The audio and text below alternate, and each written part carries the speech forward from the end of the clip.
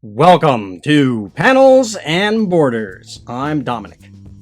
So anyone who's watched my channel for any length of time knows that I have, heavily criticized SJW culture, woke culture, PC culture, whatever you want to call it, in media.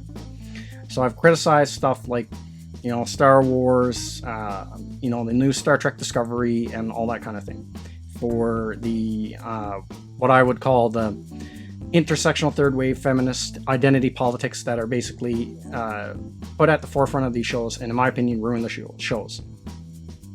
Now I've noticed a concerning trend with a couple things that came up this week that kind of concerned me. It's a trend of anti-SJWs, I guess, for lack of a better term, people who do videos similar to the ones I do, criticizing SJW and woke culture and PC culture.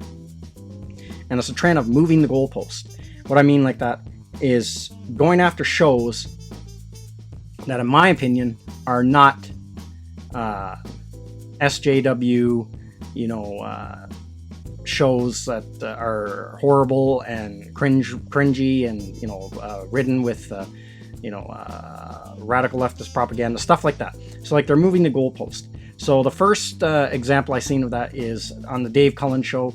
I really like Dave Cullen's YouTube channel and stuff like that, but he was going through all these different properties that are SJW and are too PC and too woke and are crap. All these different shows. So one of the shows he talked about was the new version of Lost in Space. So he kind of gives his reasons, but I've watched Lost in Space and it's a very good show.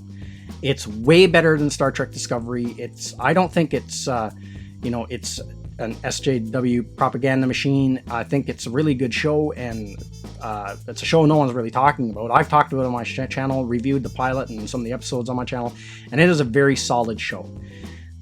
So this is one example. So the other one is now a second example popped up, and it's this Bleeding Fool article.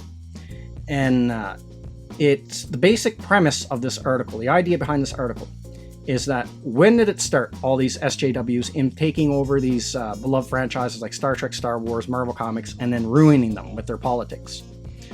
Well, the idea of this article is that the first one that this happened to was Battlestar Galactica. That the 2004 reboot the 2004 reimagining of Battlestar Galactica was the first franchise to get hijacked by SJWs and ruined. So we're going to go through this article, and I think this article is flat out wrong, and it is Mary Sue level stupid. So let's go through this. Battlestar Galactica's reboot was the forerunner of SJW Hollywood. There we see a nice image of the classic 1978 Battlestar Galactica. It's funny to look back at things that seemed just pointless and stupid, then realize they were stupid.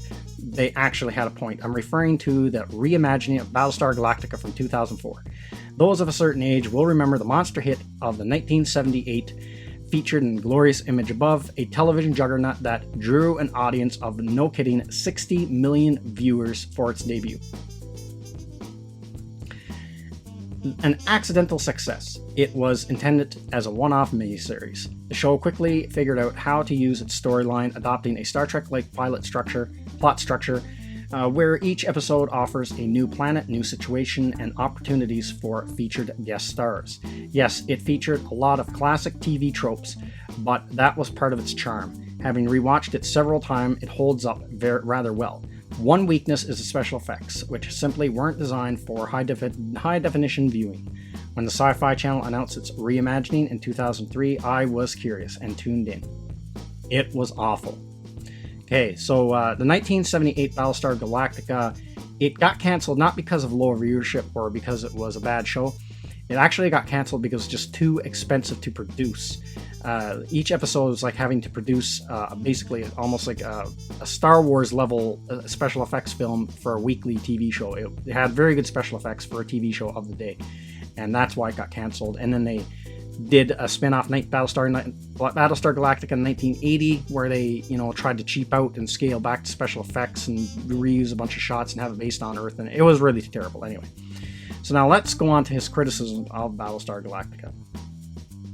So now right away, before we get into this, when Battlestar Galactica, the 2004 version came out, Ronald D. Moore was the guy behind it.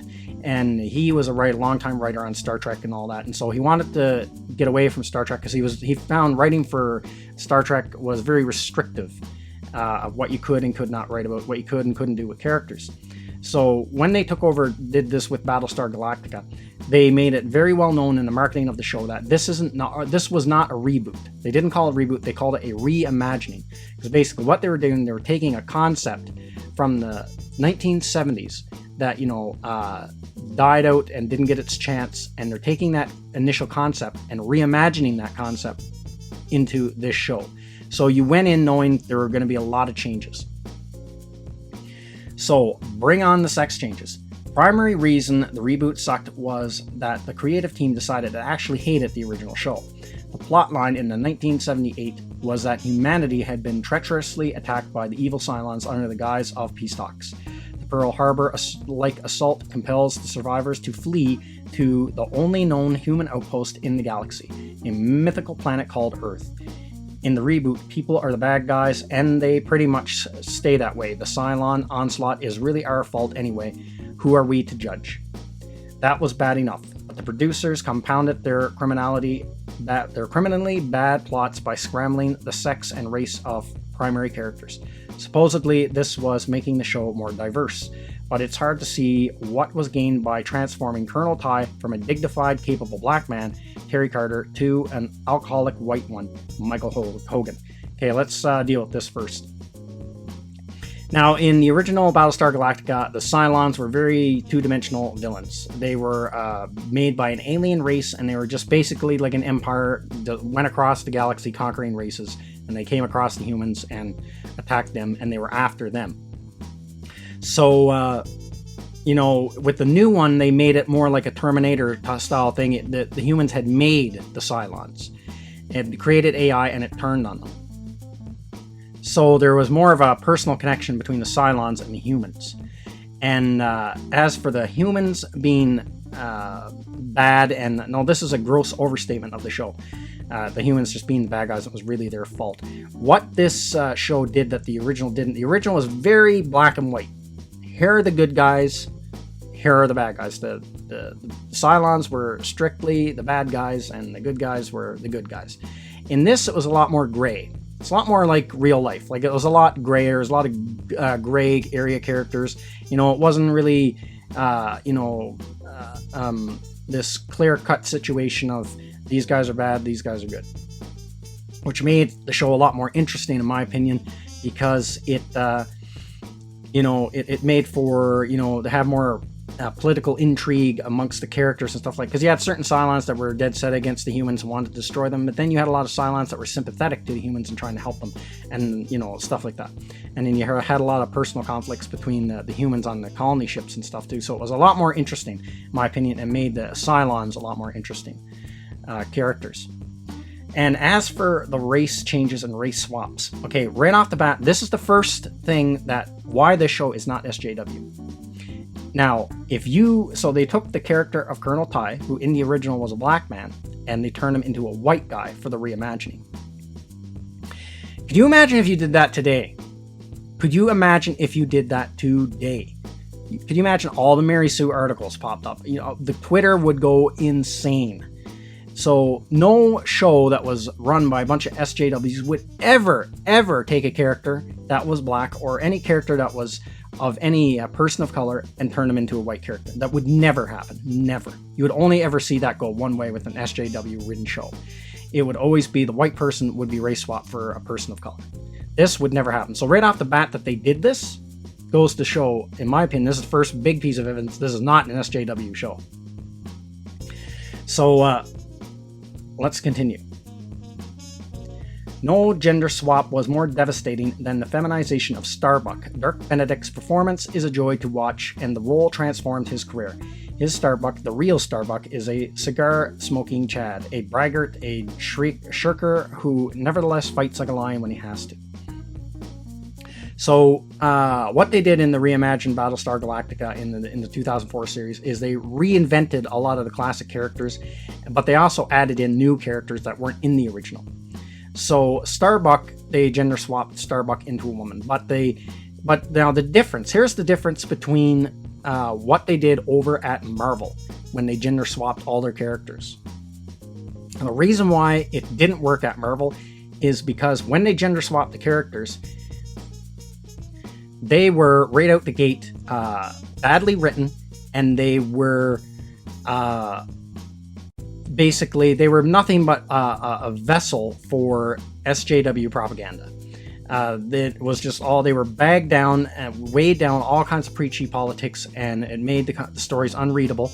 And the other difference is, if you didn't like them, you were automatically, the only reason you, as far as the media went, the only reason that you wouldn't like any of the new Marvel characters, like Riri Williams or Jane Foster's Thor, is you're a sexist or a bigot. Couldn't be just that the characters were badly written and the whole idea was badly executed. Couldn't be that. Or you just didn't like the politics that the book was peddling. Now this is different because now the reason why the Marvel gender swaps didn't work is because the politics and everything, that's the difference with SJWs. The politics will always come first. Everything takes a back seat. That's how you know something's an SJW's show. It's because the politics will always take a back seat. So when they race swapped, when they basically made Iron Man into Riri Williams, a 15-year-old black girl, everything was about her being a black girl, and everything was about her identity, and it was just ridden with identity politics. And when they made like the female Thor, everything was about her being a woman. Like her identity of a woman came first, and the feminism and the identity politics came first, and then anything else. That's why it didn't work. The stories weren't good. But when they did this in this show, they made sure it was a good character, well-written character, interesting character first, and woman second. That's the big difference with the show. So basically, Starbuck was the same as the original Starbuck. She smoked cigars, she drank, she slept around. She was an ace pilot, everything like the original. Only difference is they changed her into a woman. And my opinion is, after watching because I really enjoyed the 2004 Battlestar Galactica, for me, it's Katie Sackhoff is Starbuck to me. She's my Starbuck. I think she's actually, her version of Starbuck is actually better than the original Starbuck. Now, I like Dirk Benedict as an actor and everything, and he did a really good job of establishing the character and stuff. But I think that the 2004 version of Starbuck is a better, because they did a good job with the character. She wasn't a Mary Sue. She was flawed. She had a lot of personal demons. She was like a complex character and stuff like that. So, okay, let's move on. Let's see what else they got to say.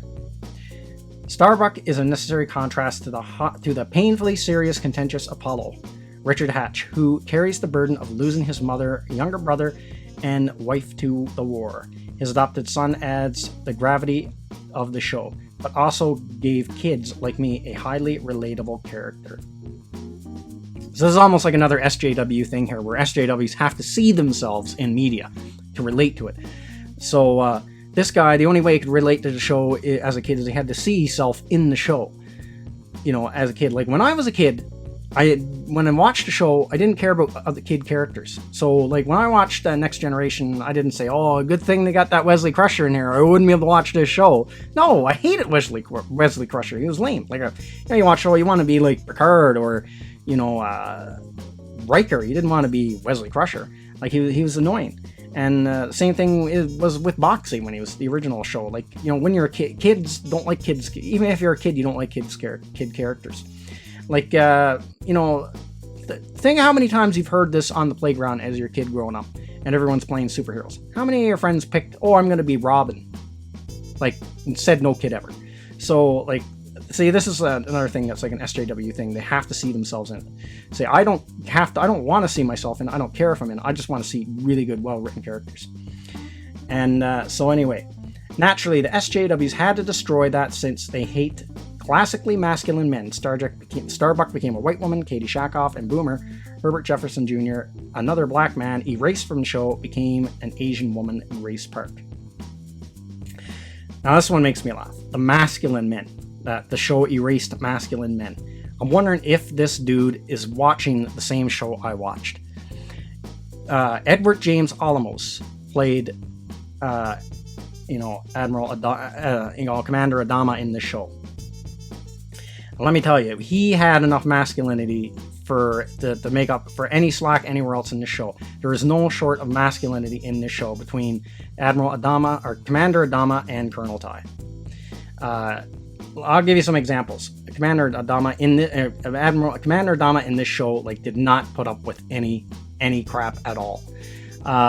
Here's an episode. There was an episode where the guys over on the manufacturing ship had been working so long and working so many shifts that they wanted to strike. And the kind of like the chief engineer guy, he was kind of against it, but then he decided, you know, hey, no, we got to strike, we got to form a union because, you know, the conditions are getting too bad on this manufacturing ship.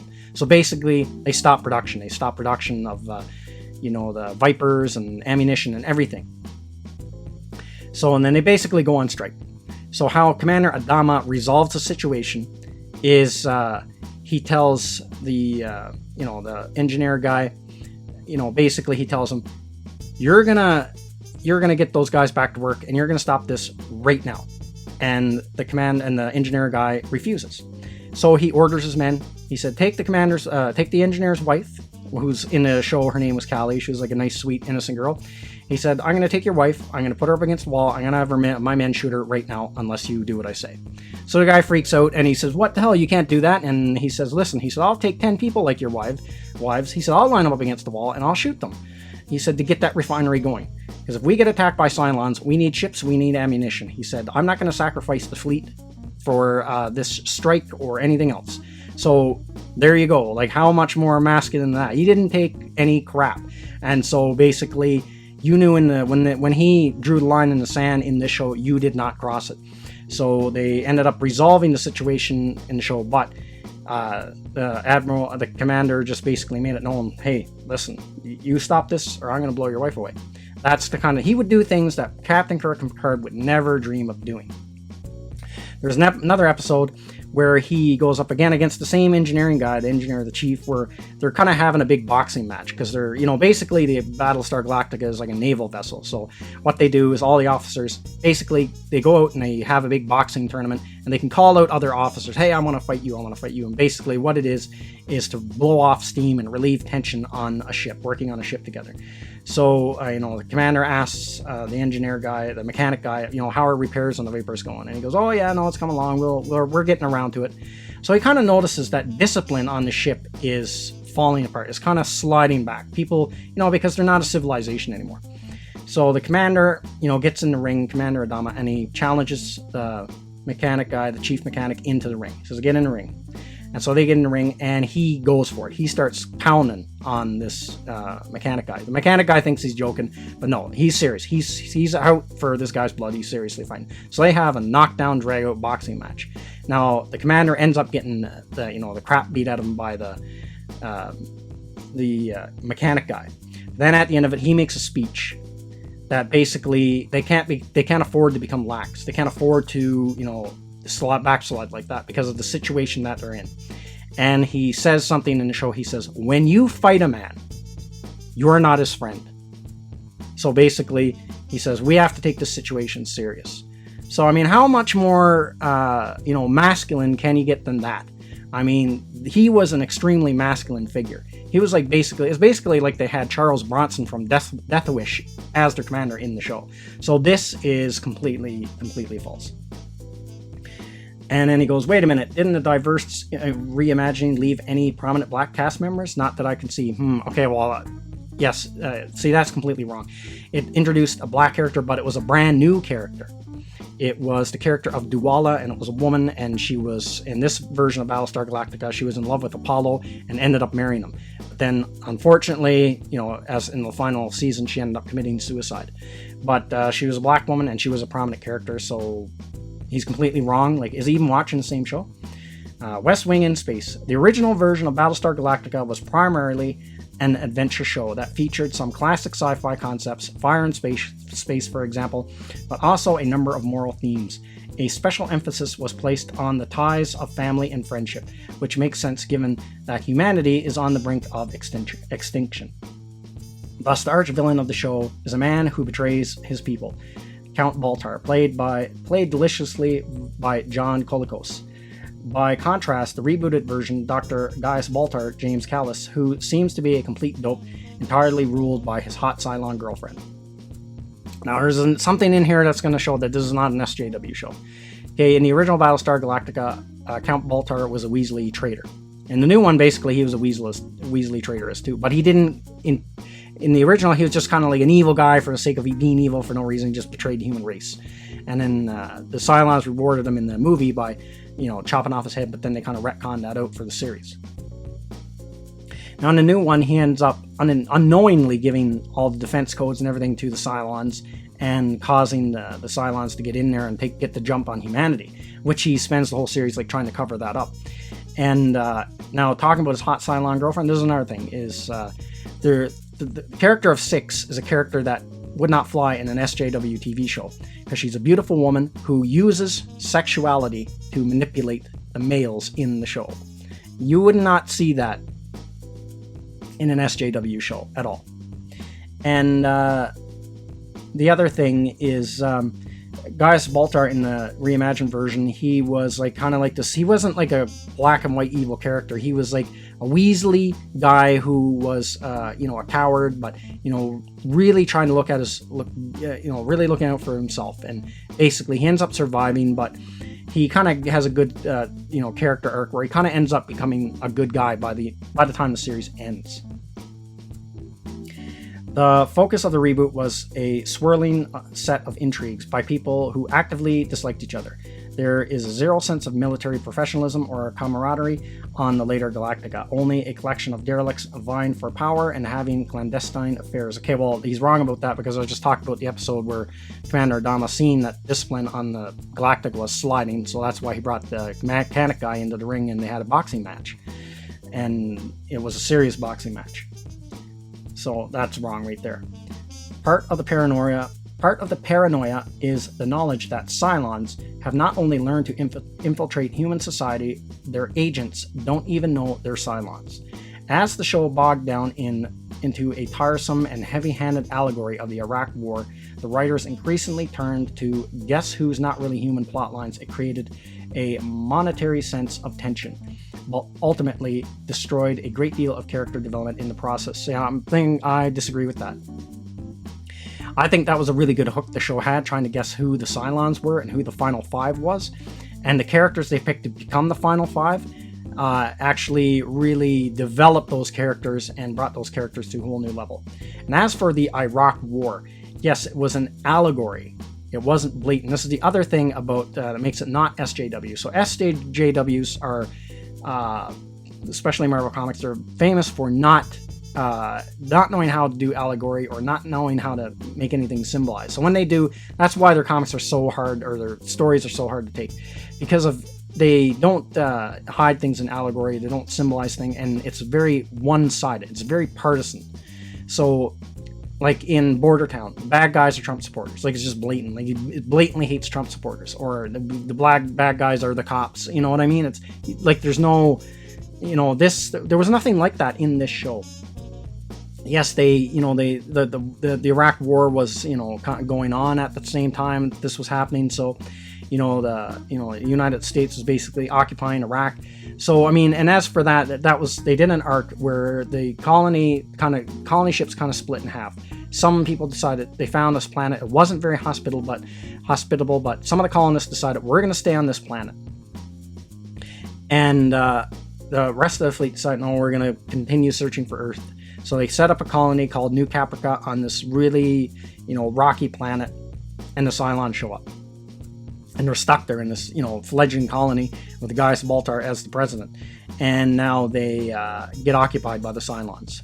And they're trying to live with the Cylons, but they can't do it. And so anyway, they get into, some of the guys end up becoming like terrorists and doing suicide bombings. So then with the rebel forces that are trapped on President Roslin, and, then there's this battle. Well, how do we got to stop. She doesn't want to do it this way. She doesn't like the terrorist acts, where the other guys are saying, no, that's causing all this chaos. It's great.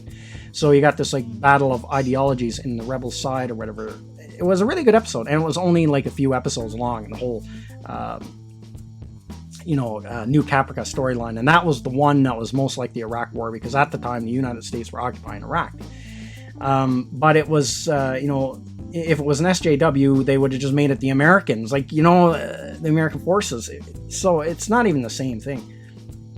Now it goes on to say, it speaks, part of the paranoia is knowledge that the Cylons have not only learned to infiltrate. Okay, I already read that. Now, about the Cylons, that was an idea actually from Battlestar Galactica in 1980. They actually introduced the idea of human-looking Cylons infiltrating humanity. Because in that one, they get to Earth, and it's the year 1980, but there's a bunch of Cylons are already there, and they look just like humans, and they're infiltrating human society. Now the article goes on, it speaks volumes that my wife, who was a fan of the reboot when it aired, now condemns it as unwatchable. Who wants to revisit the debate over Iraq or get engrossed in a character that you already know is living a fake life? Well, now the other influence for the human-looking Cylons was actually Blade Runner, the replicants, and they actually referred to them as skin jobs in this Battlestar Galactica 2004. Which that's what they called the replicants in Blade Runner. Even the guns that they had, the sidearms in the new Battlestar Galactica, resembled the sidearm that Deckard had in, Blade Runner. And as for the idea of living a fake life,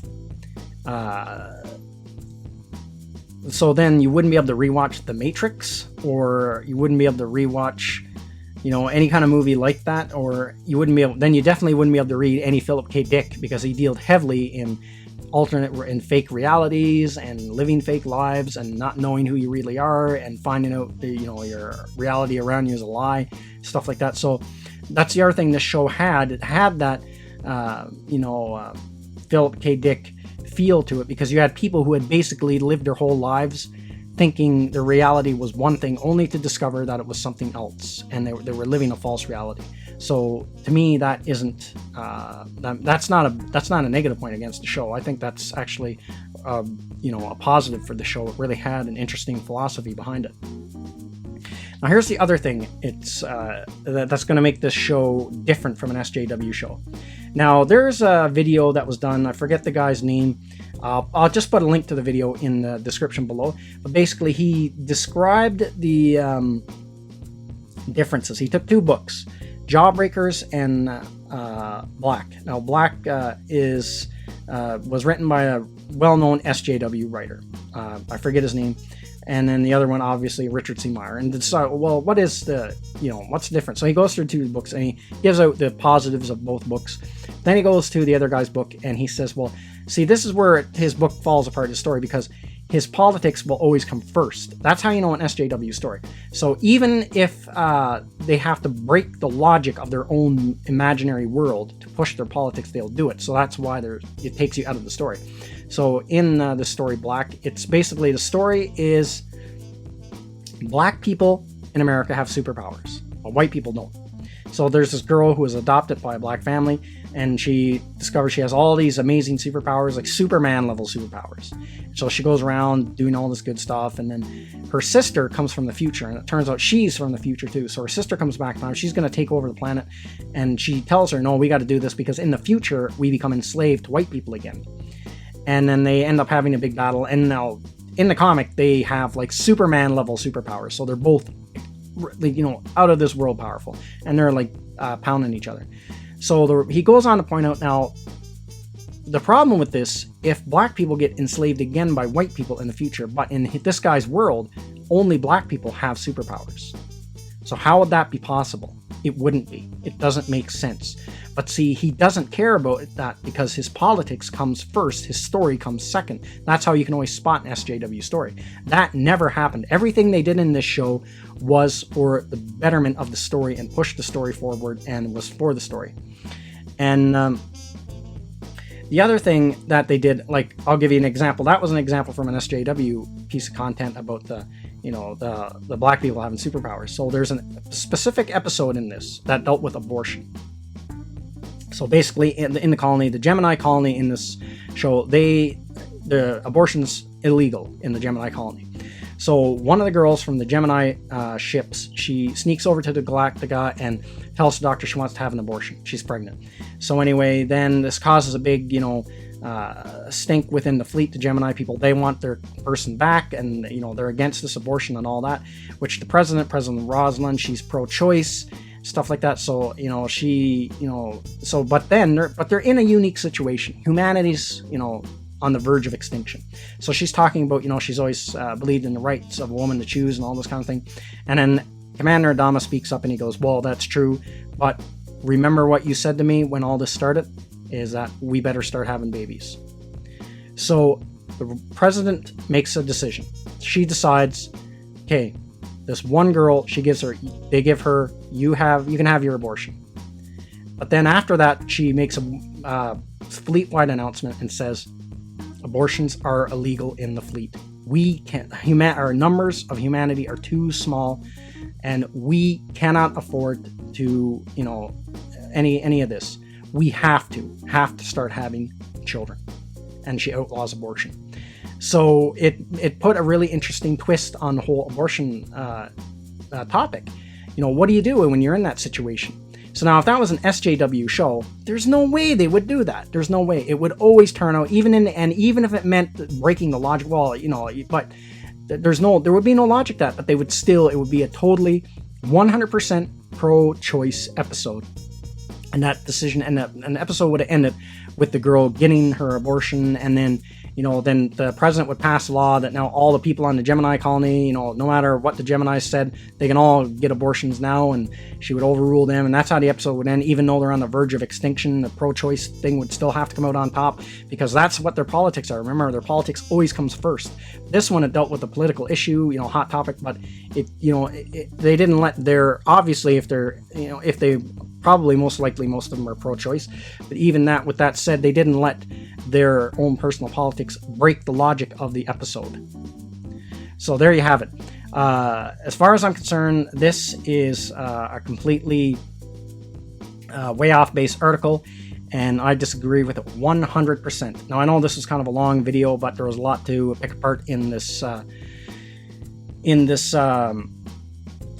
article. And now he doesn't go on to call anyone a cuck or anything that was in the show, or the men were demasculized. But the other thing about this show is the female characters did not come at the expense of the male characters, and the men were not cucked. One example, there's an episode where Starbuck and Apollo are in an argument, and Starbuck gets mad and decks Apollo, punches him right in the face. Apollo turns around and gives her a cross right, punches her right back in the face. Doesn't put up with it. That's another thing you would never see in an SJW show. I mean, I could just go on and on and on and on and on. But this whole article is full of so many holes and even errors that I can't even take it serious. And to me, this is a bad trend. You know, this is something that should not. This is something that if you are on the side of the anti-SJWs and see stuff like this, that's pushing the goalposts, it's like you don't want to become the monster that you fight. And I think it should be called out right away and smack down hard. So that's everything I got to say in this video. Let me know what you think in the comments section, and I will see you at the next one. Thank you to all of my subscribers, and thank you for watching this video. And if you're new to the channel, like, subscribe, and share. And don't forget to hit the bell icon for notification when new videos are uploaded.